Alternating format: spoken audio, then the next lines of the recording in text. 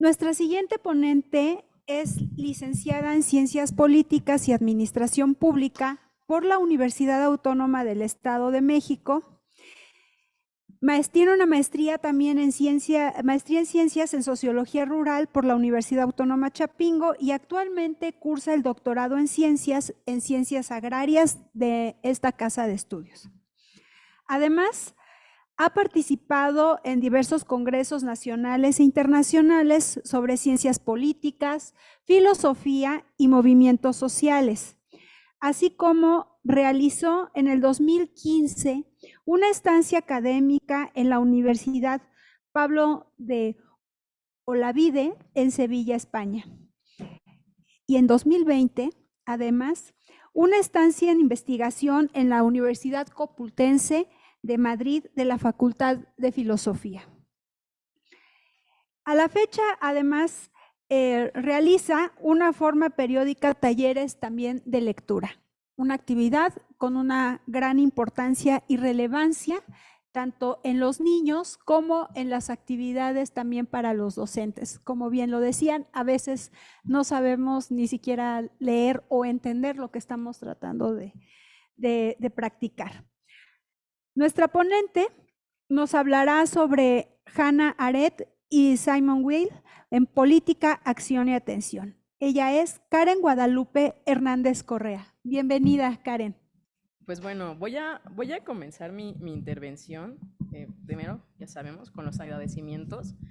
Agradecer a las personas que organizan este coloquio, que es un trabajo en conjunto y en suma amplio, laborioso, que sé de viva voz, que viene realizándose desde mucho tiempo, que no es algo como se pudiera pensar, digamos, fortuito, sino que se ha buscado los espacios, las personas y las temáticas en torno a estos coloquios, y pues bueno, hoy no es la excepción, ¿no?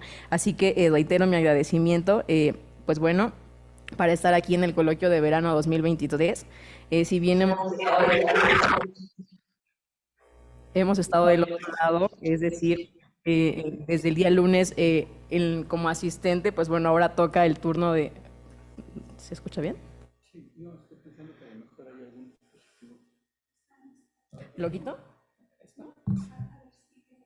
Ok, pues bueno, en este coloquio 2023, que me parece un tema, como ya se ha dicho, muy sugerente, es en clave de mujer, filosofía, política y género. Si bien hemos tenido intervenciones desde diferentes trincheras a lo largo de estos días, desde el lunes, martes y hoy, pues bueno, ya con el día miércoles, que tenemos a la mitad, y pues bueno, tiene sus ventajas y sus desventajas ser la última en presentar, ¿no? Digo desventajas porque, bueno, ya muchos compañeros dicen, bueno, ya es miércoles, pues bueno, ya ombligo de semana, entonces me tomo un break, pero bueno, aquí estamos los valientes y muchas gracias por eso. Y no solo a ustedes, sino también a las personas que están en sala Zoom, que son muchas. Creo que a diferencia de otros coloquios que habían sido menos, entonces hoy tenemos más digamos, presencia, y creo que también debe haber por ahí gente que está en redes sociales, entonces también un saludo y mi agradecimiento por estar aquí en la escucha, ¿no? Y vamos a lograr o vamos a intentar trabajar en esto que comentaba el doctor Ocampo el día lunes, la cuestión de los diálogos y de la atención, ¿no? Justamente, y también, pues bueno, a partir de estas, esta ocasión yo traigo a dos autoras, bueno, tomándome el atrevimiento, dado que el coloquio señala en clave de mujer, filosofía, política y género, yo me voy a enfocar en dos esferas, la cuestión de la filosofía y de la política, y en especial la filosofía política. ¿A partir de qué? De dos pensadoras, y ya ayer el maestro Miguel Ángel nos hablaba de una de ellas, ¿no? De Hannah Arendt, digamos como una primera aproximación para conocer su obra de manera general, y yo voy a puntualizar en algunos elementos. Sin embargo, mi presentación no va a ser propiamente como, no la pensemos como en una parte Hannah Arendt y en otra parte Simone Weil, sino más bien una cuestión conjunta, una discusión a partir de los planteamientos de ambas autoras, ¿no?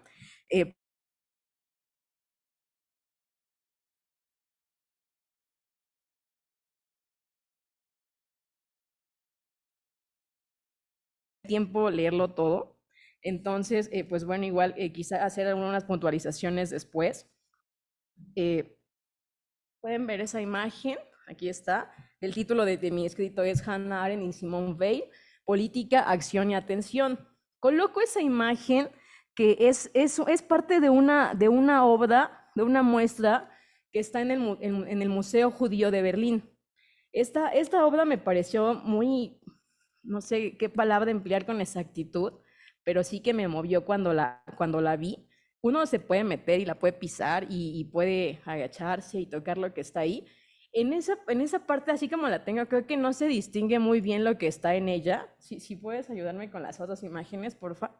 Está nombrada como Shaleketh, no sé si lo pronuncio bien, o también en español sería como hojas caídas. Estas son, está conformada por alrededor de 10,000 placas de este tipo, que son gruesas, y cuando uno se mete así en el túnel, como que vieron, las puede pisar sin ningún problema y el ruido molesta. ¿Y qué tiene que ver eso? ¿Por qué comienzo con estas imágenes? Como pueden darse cuenta, son las placas como simulando, bueno, no simulando, son rostros, pero como que están gritando, ¿no? Como rostros dolientes y que están expresando algo que también el objetivo del artista, pues es generar cierta incomodidad, ¿no? Es Menaj Kadishman, el artista de esta obra, y está inserta en un espacio del museo que se llama Espacios Vacíos. También es interesante porque en este museo se juega con la idea de la incomodidad de aquellos que lo visitamos, digamos, para empatizar un poco con la cuestión de lo que fue el sufrimiento por parte de los judíos, justamente. ¿Y por qué estoy hablando de esto? Pues porque ambas pensadoras de las que yo voy a hablar fueron judías. Y ambas experimentaron la cuestión del exilio y pues bueno, tuvieron que dejar su país natal por estas cuestiones. Son aquí solo 3 imágenes las que traigo, que en realidad son lo mismo, pero para verlo desde diferentes, digamos, puntos, y que vean la cantidad de estas placas que son, ¿no? Son, como les decía, más de 10,000. Entonces llega hasta el fondo, es algo grueso y está esa parte oscura, justamente. Y hay otra sección del museo que no traje foto de esa, pero en la parte superior, en la esquina, solo entra un huequito de luz. O sea, está todo oscuro y es como para generar esta desazón, ¿no? Justamente. Entonces, pues bueno, ya con esta, digamos, breve introducción, la siguiente presentación, por favor. Ahora sí comienzo con la lectura de mi texto. Está dividido en cinco grandes partes. Bueno, las titulé, ahorita verán ustedes, pero la primera de ellas es Arendt y Weil, el peso de una época, la fuerza de las ideas. La segunda, palabras vacías. La tercera, necesidad y libertad. La cuarta, política y atención. Y la última, hacia una política del respeto y la responsabilidad. Entonces, pues bueno, voy a intentar presentar este tema. Y también voy a comenzar con un epígrafe de una autora que ya se ha mencionado aquí desde el día lunes, si bien no en forma precisa como de dar una conferencia sobre ella, pero las intervenciones de varios de nosotros la han tocado, ¿no? Y también de las ponentes, me refiero a Virginia Woolf. Entonces, ella en La señora Dalloway, en una parte de este texto, señala lo siguiente: observar con curiosidad, reflexionar con osadía y meditar sobre los porqués. Y me parece oportuno empezar con esto porque desde mi perspectiva, tanto Hannah Arendt como Simone Weil observaron con curiosidad, reflexionaron con osadía y meditaron sobre los porqués de su época. Y pues bueno, ambas pensadoras, para usar una expresión que empleaba el día lunes la doctora Cristina, compartieron un techo histórico. Es decir, que vivieron más o menos en la misma época. Tengo aquí un par de fotografías, 2 de Hannah Arendt, 2 de Simone Weil, a veces es bueno darnos una idea de quién estamos hablando, ¿no? Y pues bueno, ahí está, Hannah Arendt.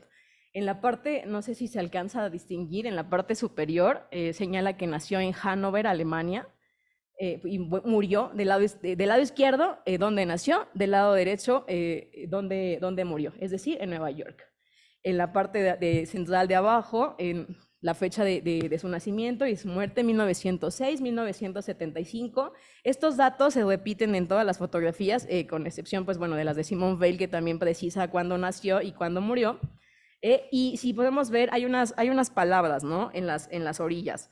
Y estas palabras en el caso de Hannah Arendt son política, la condición humana, libertad y acción.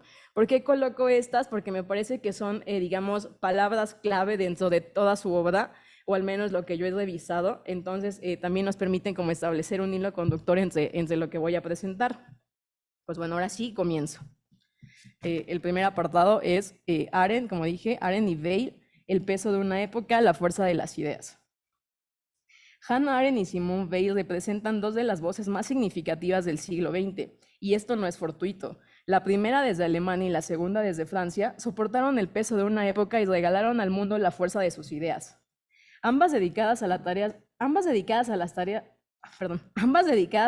que la filosofía demanda, es decir, aprender la realidad a través de preguntas, cuestionarse sobre la fragilidad de los asuntos humanos, asombrarse ante lo que se sucede en el mundo para interrogarlo y en general para dar cuenta de la propia existencia y su relación con otros cuerpos, establecieron un puente con la realidad para arribar a su comprensión y su develamiento. Si bien su existencia física en este mundo fue breve, puesto que Arendt murió a los 69 años y Weil con apenas 34, no puede decirse lo mismo de su obra. Viven entre palabras, sobre líneas y a través de las letras. En una carta escrita a sus padres justo el año de su fallecimiento, Weil señala, y cito, que habría que escribir cosas eternas para estar seguros de que serían de actualidad. Fin de cita. Pues bien, lo supiera o no, escribió cosas eternas. Lo mismo aplica para el trabajo de Arendt. Esto es así porque a poco más de 100 años de sus respectivos nacimientos, sus escritos tienen la suficiente vigencia como para ser discutidos en el presente y a partir de ellos interpelar la realidad circundante. Volver la mirada hacia su trabajo implica un acercamiento a términos como política, violencia, acción, palabra, atención, respeto y responsabilidad, solo por mencionar algunos. Y es bajo este marco que se lleva a cabo el presente escrito, con lo que se pretende un acercamiento a dos de las plumas más lúcidas y osadas del siglo pasado. El acercamiento a la biografía de ambas autoras permite dar cuenta de una serie de similitudes que van más allá de la esfera académica y del trabajo categorial que cada una de ellas llevó a cabo. Tanto Arendt como Weil criticaron el régimen imperante y experimentaron el exilio en su condición de judías. La narrativa que construyeron y la historia de la que formaron parte no es entendible sino a la luz de la desazón de lo sucedido en el siglo XX. El periodo de guerras en que vivieron, así como la creciente industrialización que tuvo lugar a sus ojos, fueron las aristas sobre las que se apoyó su pensamiento. Ambas autoras, tanto Hannah Arendt como Weil, pues generaron aparatos interpretativos en torno a la fragilidad de los asuntos humanos para arribar a la interpretación y a la comprensión de lo real, de la realidad en su efectualidad. En sus respectivos trabajos es posible ver su preocupación por el tema de la verdad, por la tarea de la política, así como una decisión respecto a la respecto a la relación entre libertad y necesidad, entre la revolución y el cambio, sobre la opresión y el saber. Bajo la premisa de estar en el mundo, es que consideran que la vida se extiende más allá del plano biológico, abarca también y en gran medida el acercamiento a los otros y, en consecuencia, el no distanciamiento de otros cuerpos. Estar en el mundo implica una vida en común. Esto es, la existencia de un bios políticos en el que, siguiendo a Julia Kristeva, y abro cita, la palabra ponga en escena los conflictos a fin de resolverlos en la publicidad y la igualdad. Fin de cita. La esfera pública se erige como el espacio por excelencia a partir del cual es posible mostrarse y acercarse a los otros. Al ser el espacio de aparición de los individuos, es también el sitio predilecto en el que se suceden las disputas y se establecen las connivencias. La política, al moverse en este doble juego de acuerdos y desavenencias, este ya es mi otro apartado, el de palabras vacías, comienzo de nuevo. La política, al moverse en este doble juego de acuerdos y desavenencias, de perspectivas e intereses, se encuentra atravesada por procesos de selección y discriminación ante aquello que rompe el equilibrio y requiere ser atendido, pero no de forma inmediata, y entre todo aquello que es manejado como esencial y de interés nacional, pero que se aleja de las preocupaciones y necesidades concretas. En este tenor, la política está impregnada de palabras vacías que no encuentran un asidero ni una base a partir de la cual señalar el pretendido estado de paz que pregona el sistema democrático. Estas palabras, más bien, tienen la huella de los ríos de sangre que han hecho posible las condiciones actuales, al tiempo que dejan en evidencia la carga paradójica que las envuelve. Al respecto, Simone Weil señala, y abro una cita, En el centro de la guerra de Troya había, al menos, una mujer que era, por cierto, la perfección de la belleza. Para nuestros contemporáneos, el lugar de Helena lo ocupan palabras escritas con mayúscula. Si tomamos una de esas palabras, infladas a base de sangre y lágrimas, e intentamos estrujarla, la encontraremos vacía de contenido. Fin de cita. En este orden de ideas, palabras como democracia, derechos humanos, libertad y justicia se han erigido como elementos representativos del metadelato occidental. Empero, en el plan se encuentran atravesadas por una serie de violencias que llevan a que su aplicación y ejercicio en lo efectual y más allá del plano normativo se vean entorpecidas. Así pues, no constituyen principios al alcance de todos, sino palabras que han perdido el rumbo, que se han alejado de aquello que les dio vida y las mostró atractivas al momento de pensar en la reconfiguración del espacio público y de las relaciones sociales. En cierto sentido, se trata de palabras vacías que crean narrativas donde, a la manera de Berman, todo lo sólido se desvanece en el aire. Se tornan como palabras que llevan a justificar lo injustificable y a tolerar lo intolerable. Al carecer de sentido, de dirección, su finalidad es difusa. No obstante, es a partir de ellas que el juego de la política se ejerce y hace posible el establecimiento de relaciones de enemistad y concordia, así como el desarrollo de enfrentamientos sangrientos y de pactos frágiles. Se trata de palabras que son usadas como bandera por parte de grupos e individuos que buscan la legitimación y justificación de sus cursos de acción e incluso de su propia inacción. Al respecto, Bey señala, como son palabras que no quieren decir nada, nada real puede corresponderles. El éxito se define entonces exclusivamente por el aplastamiento de los grupos de hombres que se identifican con las palabras enemigas. Aquí tenemos de nuevo un rasgo propio de estas palabras. Viven en parejas de antagonismos, señaló Bell. Al ser esto así, cada abstracción, cada palabra cuenta con su grupo defensor y, en consecuencia, con individuos que reproducen sus principios, pero también con sus detractores que se encargan de desprestigiarlas y dotarlas de un sentido negativo. Asumir estas palabras sin cuestionarlas, sin reparar en su contenido, profundidad e implicaciones, puede dar pie a la inacción y a la falta de reflexión respecto a lo real. La ausencia de pensamiento lleva al alejamiento y distanciamiento del mundo, a la hostilidad frente a los otros que son considerados enemigos potenciales por el hecho de encarnar diferencias. En este orden de ideas se olvida y niega el ejercicio de la responsabilidad y el respeto hacia las otras existencias, mismos que merecen por el solo hecho de ser humanos. El tiempo presente, al caracterizarse por la indiferencia respecto a lo que se encuentra fuera de sí, no ofrece la perspectiva de un futuro alentador.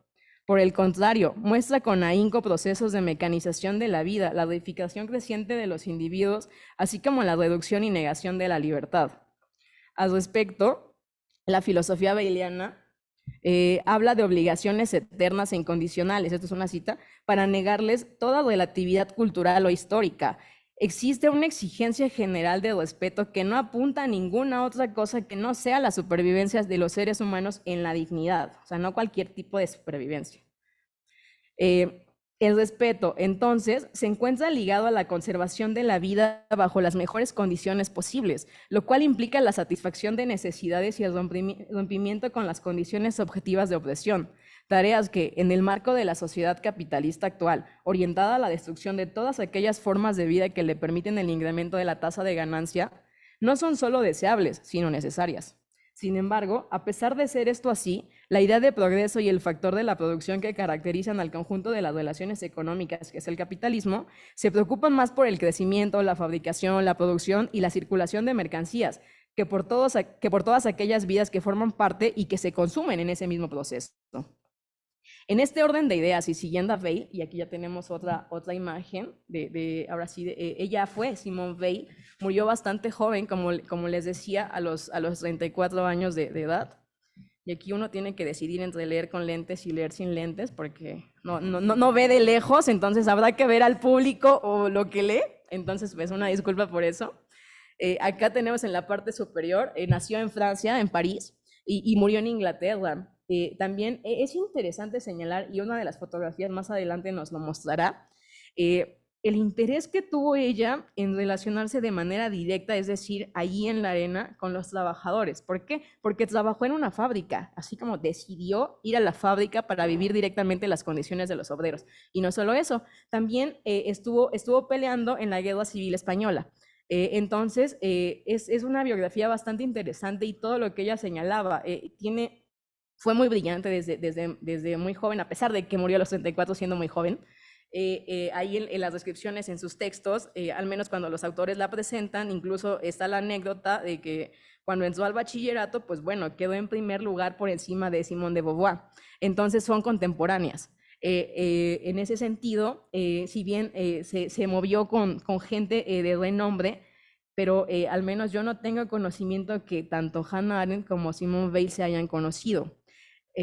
Según hasta lo que sé, no se conocieron, sin embargo hay muchísimas similitudes en su pensamiento.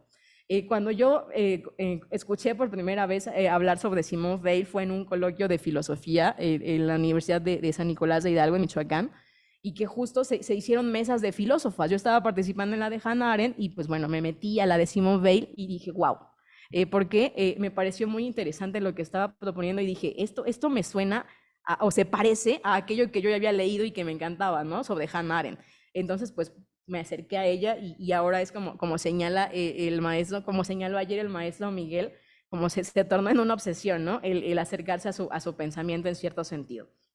Y aquí tengo una serie de palabras igual que como en la foto de Arendt, que son opresión, libertad, atención y política. Política creo que igual la puse en la otra, igual que libertad, porque como señalé ahorita, son elementos que, vamos, que encontramos presentes en la obra de ambas autoras, si bien con matices, pero están ahí, ¿no? Podemos, más bien, fueron parte de su preocupación en torno a su reflexión. Continúo con la lectura. Ay, ¿dónde me quedé? Creo que en la 2, ¿no? Ya no me acuerdo. Ya. En este orden de ideas y siguiendo a Weil, producción y progreso son palabras que pertenecen a la especie antropófaga. Esto porque, y dice Weil, aman la sangre, me refiero a las palabras producción y progreso. Reclaman sacrificios humanos. Zeus era menos exigente, dice Weil, pero así como no se habrían ofrecido a Zeus más que algunas gotas de vino y un poco de grasa de buey, en cambio, ¿qué no se dedicaría al progreso?, se pregunta ella. Bajo este panorama, la satisfacción de necesidades para tener una vida digna se torna harto compleja cuando lo que se deja en el proceso de producción es la vida misma. El progreso, al darse en función de lo que se puede fabricar y multiplicar y se agregaría de todo aquello que se encuentra a la venta, que forma parte del arsenal de mercancías que mantiene con vida el sistema capitalista, obstaculiza de forma paradójica y para la gran mayoría de los individuos la satisfacción de necesidades que hace posible, a su vez, el ejercicio y disfrute de la libertad.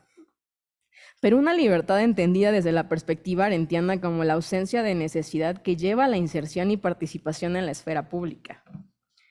La verdadera libertad para ser, paso a mi siguiente apartado, que es necesidad y libertad. Y dice así, la verdadera libertad para ser libres es, de acuerdo con Arendt, no tener necesidad. Es la ausencia misma de necesidad. Al ser esto así, sostiene la autora, aquella constituye un privilegio para unos pocos.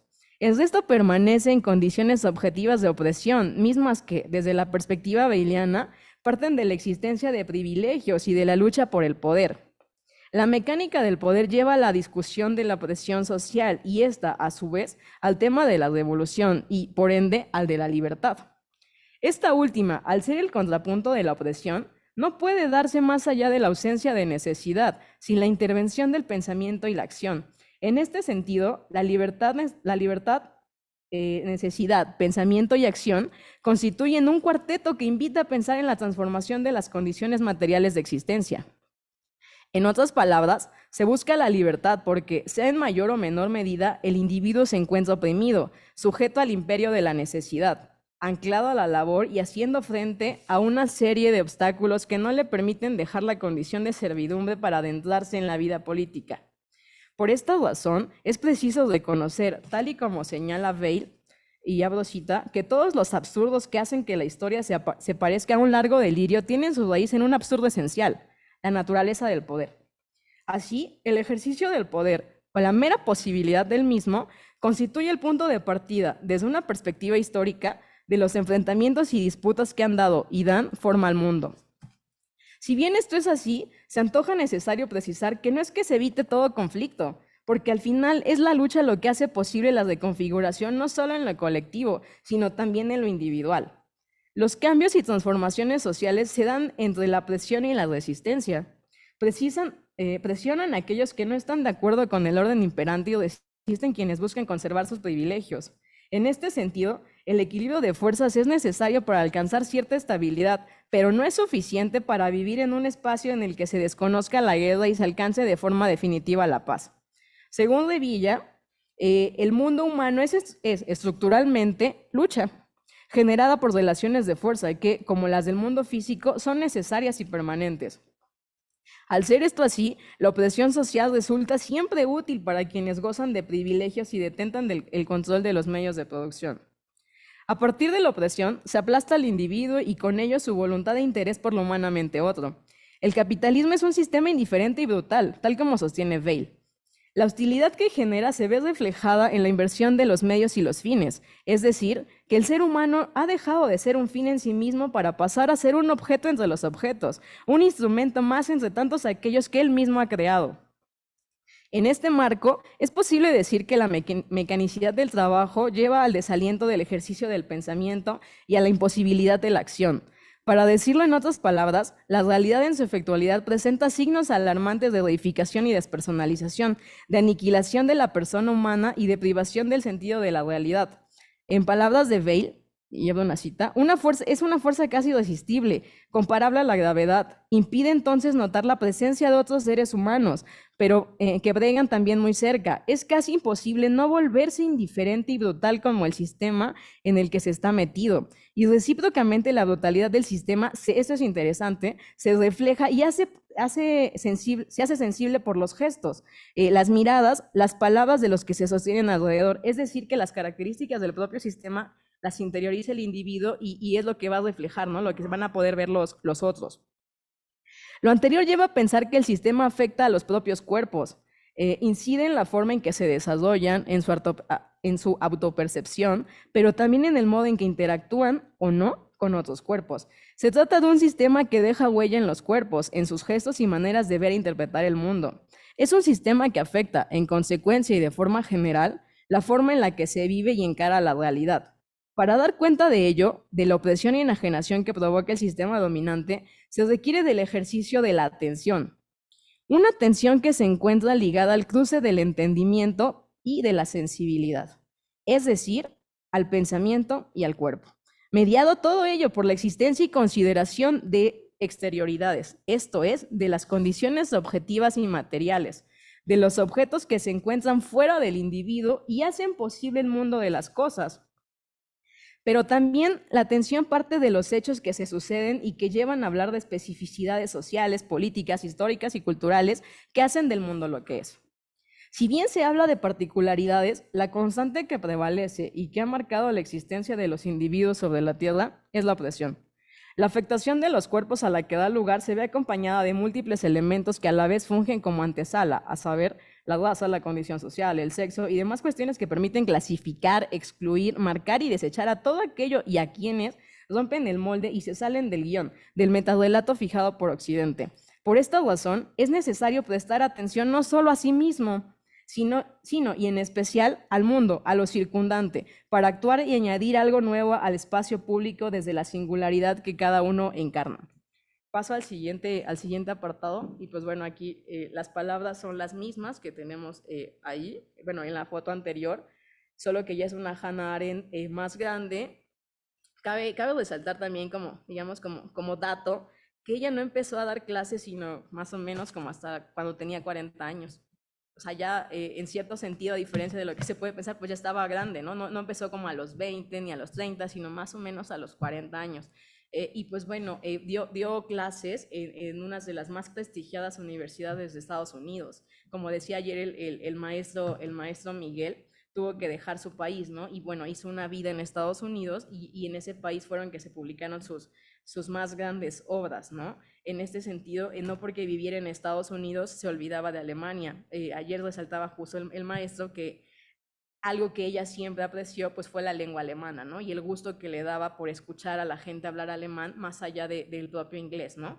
Sin embargo, y ella señala, hizo grandes amistades en ese país, ¿no? Y también el elemento de la amistad y del amor en su obra es muy interesante porque, ya lo decía ayer el maestro, su tesis fue sobre el concepto de amor en San Agustín. Entonces, también mucha de la manera en la que concibe el mundo, pues tiene que ver con esto, ¿no? Con las inclinaciones que cada uno de los autores tiene, e incluso pues de las propias, ¿no? El siguiente apartado lo titulé como Política y Atención. La atención tiene como telón de fondo una idea doble que, por un lado, se relaciona con el compromiso y, por el otro, con la identificación respecto a los otros.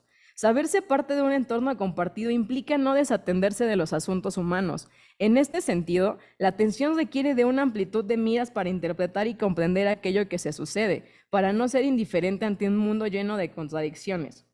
Atención para no caer en la enajenación y en la pérdida del sentido de la responsabilidad. La fatalidad de no poner atención, de pasar por alto lo que acontece, da lugar a la desmesura, a la ausencia de equilibrio y al alejamiento respecto de las otras existencias. Con ello, no hay posibilidad de cooperación, de coordinación de esfuerzos para dar pie a obras colectivas y, en consecuencia, dotar de vida el espacio público, que, recuérdese, es el espacio por excelencia de aparición de los individuos, el lugar predilecto para mostrarse a partir de sus acciones y de sus discursos. Acción y discurso, desde la perspectiva arendtiana, son las actividades políticas por excelencia. La política, además de precisar de estos dos elementos, también implica atención. Atención no solo en lo individual, sino y aún más en los asuntos humanos. Así pues, la atención no se reduce a una sola esfera de la vida, por el contrario, requiere de extender la mirada hacia la fragilidad de lo que nos une. Atención en lo general, en el todo, pero también en los detalles. Al respecto, Weil señala como necesario, y abro cita, que se conciban todos los aspectos de una situación, que el pensamiento se dirija a todos por igual, con una atención igual como la luz del sol. Después, que haya un equilibrio. Después, que la atención se dirija sobre todo al aspecto elegido para que la acción tenga lugar. Fin de cita. En este orden de ideas, Weil presenta un método de conducción del pensamiento que lleva al análisis de casos particulares a partir de la consideración y observancia, en un primer momento, del todo. La atención, entonces, implica selección y restricción, esfuerzo para mantener la mirada en algo y dar cuenta de ello, de sus características y especificidades.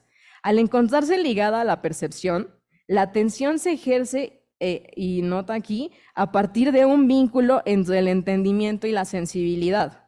En esta unión entre cuerpo y mente, es esta unión entre cuerpo y mente la que permite hacer frente a la dualidad. Las lecturas que se tengan de ella parten de la experiencia. Al respecto, Arendt dijo: no creo que ningún proceso de reflexión resulte posible sin experiencia personal. Todo pensamiento es una idea tardía, es decir, una reflexión sobre la cuestión o el suceso. La atención implica, entonces, una lectura de sensaciones, de las afectaciones por las que está pasando el propio cuerpo para, a partir de ello, interrogarse sobre aquello que es la causa de la afección y de la necesidad. Siguiendo este orden discursivo, las sensaciones que afectan los cuerpos llevan a la sombra ante lo que se sucede en el mundo. Empero, y de acuerdo con Weil, esto no sucede siempre así, porque, y señala Weil, las verdaderas necesidades, las verdaderas insuficiencias, los verdaderos recursos solo actúan de modo indirecto porque no llegan a la conciencia de las masas. Para tomar conciencia incluso de las realidades más sencillas es necesario poner atención, y las masas humanas no prestan atención. La falta de atención no suscita la realidad, no la devela. Esta ausencia entorpece, cuando no imposibilita, la acción, así como la posibilidad de transformación social. Esto cobra sentido porque, tal y como señala Junot, tiene un libro sobre Simone Weil, la atención se dirige hacia algo que está ya ahí, pero cuya presencia y cuya realidad quizás se me escapan. La atención, si bien no es productora, al poner el acento en algo concreto, posibilita el ejercicio del pensamiento. La acción, al estar ligada a la atención, implica la incidencia en alguna exterioridad por el hecho de que se encuentra inscrita en un entramado social que demanda el esfuerzo y el involucramiento de los individuos en la vida. pero no solo en la que les es propia, sino en aquella que se comparte con los otros. Aquí, si bien en ningún momento de mi texto se hace una referencia explícita a Spinoza, y lo comento porque acá tenemos a alguien que trabaja Spinoza, pues bueno, Simone Weil lo menciona en sus textos. Se remite al trabajo de Spinoza para poder abordar su propio pensamiento, pero no solo al de Spinoza, sino también esta relación de la res cogitans y la res extensa a partir de René Descartes. Entonces, está presente en su trabajo, ella en un textito sobre la opresión y la libertad, y apunta sobre la libertad, señala, yo creo que como unas 2 veces, a Spinoza. Entonces, me parece interesante que hace un rastreo, si bien no profundiza en ello, pero se ve, digamos, la influencia, ¿no? En este sentido de la cuestión de las afecciones y el impacto que tienen en la perspectiva de los individuos. Mi siguiente apartado es el de... bueno, aquí esta foto antes. Esta foto es la que les comentaba. Aquí se puede ver que tiene un arma, incluso, Simone Weil. Entonces, es interesante porque justo ella comenta eso, ¿no? Estuvo dando clases durante algún tiempo y llegó un momento, a partir de la observancia justamente de las condiciones de su entorno, de ese acercamiento a la realidad, que dijo, pues bueno, voy a participar en la lucha, en este caso en la cuestión de la Guerra Civil Española. Después se lastimó y pues bueno, tuvo que dejarla, pero también se enlistó en la cuestión de la participación en una fábrica, en el trabajo en una fábrica, y a partir de ahí las experiencias recogidas en su texto de la condición obrera y demás, ¿no? Entonces es interesante los diferentes acercamientos que tuvo Weil. Ahora sí, continúo con esto de este apartado, es hacia una política de respeto y la responsabilidad. En este marco, la acción se erige como elemento inevitable para la reconfiguración. Incidir en algo que requiere ser atendido es muestra no solo de preocupación, sino también de compromiso para con el mundo. De ahí que la atención y la acción sean leídas en su dimensión social y política. En cierto sentido, la acción se da en función de una obligación para consigo mismo y respecto a los otros. Esto porque se vive en un entorno compartido, en un mundo que, desde la perspectiva arendtiana, no sería posible sin la presencia de los otros, justamente. Tener presente la realidad de las otredades y reconocer su existencia son tareas necesarias para no caer en procesos de negación e invisibilización. La acción, entonces, si bien surge desde la libertad, implica en sí compromiso con lo social. La paradoja que de ellos resulta encuentra explicación en tanto en cuanto no se pierda de vista que el mundo se debe a las relaciones sociales que se establecen entre los individuos, y por esos mismos lazos es que uno se encuentra ligado al resto de la humanidad, más allá de los intereses e inclinaciones individuales que cada individuo pueda albergar. Esta última idea guarda relación con lo que Arendt concibe como el respeto, a saber, y abro una cita, el respeto es una especie de amistad sin intimidad ni proximidad. Es una consideración hacia la persona desde la distancia que pone entre nosotros el espacio del mundo. Y esta consideración es independiente de las cualidades que admiremos o de los logros que estimemos grandemente. Así, la moderna pérdida de respeto o la convicción de que solo cabe el respeto en lo que admiramos o estimamos constituye un claro síntoma de la creciente despersonalización de la vida pública y de la vida social. Pues bueno, si no se ejerce el respeto hacia las otras existencias, se tenga o no con ellas gustos similares o afinidades, entonces de forma complicada se podrá hablar de relaciones sociales lo suficientemente sólidas como para que permitan la convivencia a partir de la pluralidad. El respeto constituye un principio básico en toda interacción, así como en los procesos de conservación de la vida. Además, es un punto de apoyo para el goce y disfrute de una vida digna en la que el derecho a tener otros derechos tenga lugar en lo efectual y no solo en el plano de lo normativo. En este sentido, una de las tareas de la política es buscar la garantía de ese respeto para, con ello, poder hablar de una vida que sea vivible. Y esta obligación respecto a las otras vidas se cumple solo cuando, y cito aquí a Weil, tal respeto se manifiesta definitivamente, de forma real y no ficticia, y únicamente puede manifestarse a través de las necesidades terrenas del hombre, esto es, aquellas que requieren ser atendidas con inmediatez y que no admiten prórrogas. El respeto, entonces, tiene que ver con la satisfacción de necesidades, con la consideración hacia las otredades, con y a pesar de las diferencias.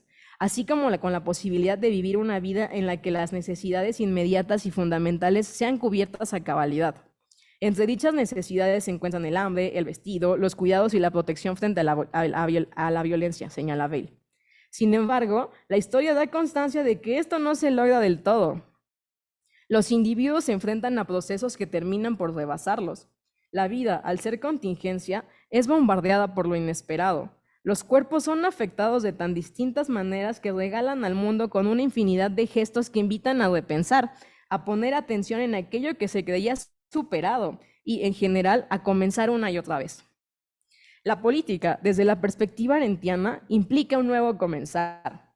De acuerdo con Arendt, podemos comenzar algo porque somos comienzo y, por ende, principiantes. Somos comienzos en la medida en que nacemos como alguien nuevo y con la potencialidad de añadir algo distinto al mundo a partir de la acción y de la palabra. Al estar ligada a nuevos comienzos, la política no puede prescindir de la atención y de la capacidad de actuar e irrumpir en el espacio público, y menos aún del ejercicio del pensamiento y la reflexión respecto a lo real. El peligro que representa las separaciones de pensamiento y acción radica en la posibilidad de llevar a cabo lo innombrable. Aquellas atrocidades capaces de acabar con la vida, de reducir e incluso coartar la libertad. Pero no solo eso, puede implicar también el perderse en el anonimato y en la ausencia de la crítica en torno a la subordinación y la opresión. Por estas cuestiones es que la acción se presenta como liberadora. Al caminar de la mano con la responsabilidad y el respeto, hace frente a los procesos de dominación, opresión y despersonalización que aquejan a la sociedad.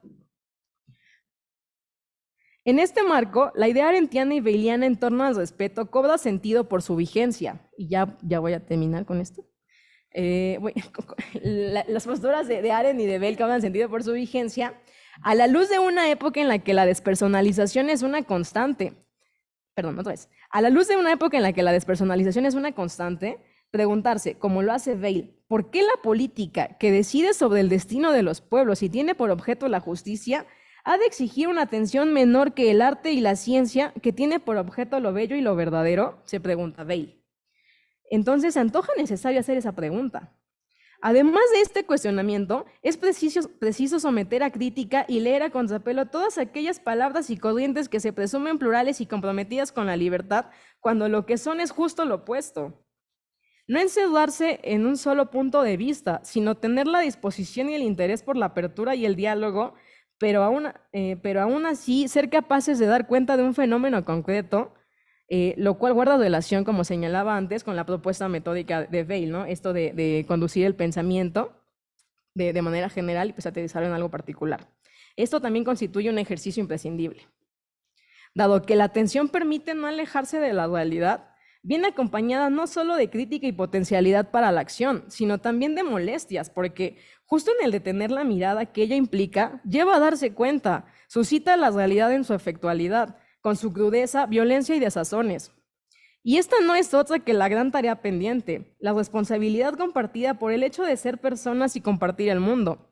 La política y la atención desde la perspectiva arendtiana y veiliana no son sino el pretexto elegido para la acción en un espacio amenazado por la quietud y la indiferencia. Gracias.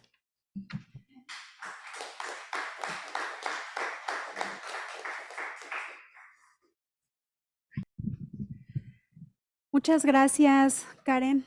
Realmente fue una charla muy interesante, sobre todo las aportaciones que tenemos. Y bueno, como ya el tiempo, ya hemos concluido en esta actividad, quisiéramos seguir platicando con esta temática. Sin embargo, bueno, el tiempo se ha terminado para esta charla. Les doy las gracias a nombre del comité organizador en este coloquio en su tercera sesión. Los esperamos mañana a la misma hora, por favor. Aquí nos vemos. Que tengan buena tarde. Gracias.